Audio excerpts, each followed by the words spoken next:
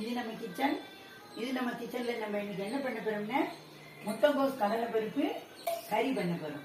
அதுக்கு இப்போ தேவையான எண்ணெயை விட்டு கடலை எண்ணெய் சாதம் நார்மல் கடலை எண்ணெய் கடுகு ஜாஸ்திருக்கேன். கடுகு பொரியணும்.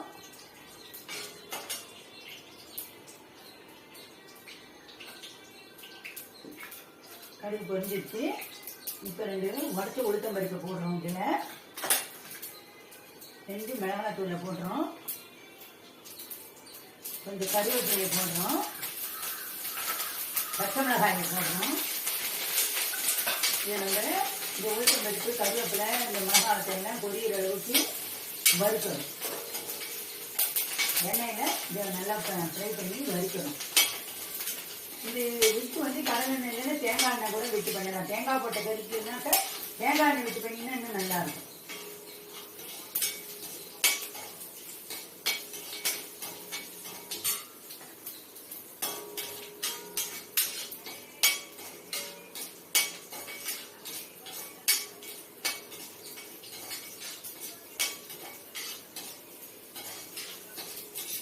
இப்போ இதெல்லாம் வறுபட்டுருச்சு.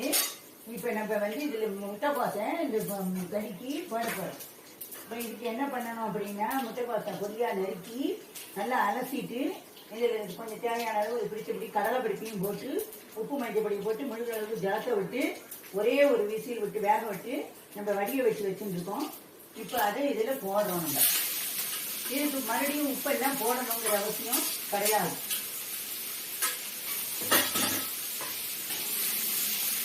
இப்போ நல்லா எண்ணெய் இந்த பச்சை வாசனை போகிற அளவுக்கு ஒரு 2 வதக்கு நம்ம வதக்கணும். இது வேக வச்ச கறிங்கிறதுனால ஒரே செகண்டில் நிமிஷமாக இந்த பொரியல் ஆயிடும்.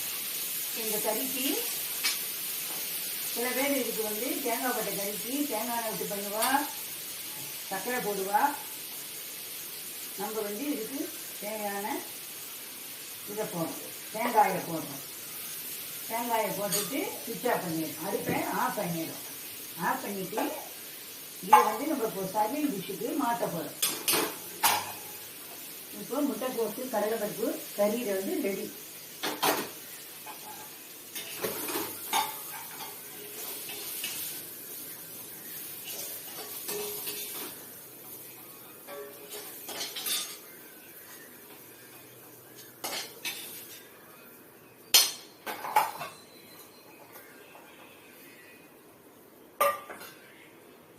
இப்போ முட்டைக்கோஸ் கடலை பருப்பு கறி ரெடி ஆயிடுச்சு. நீங்களும் இதையுமே செஞ்சு பாருங்க. நன்றி, வணக்கம்.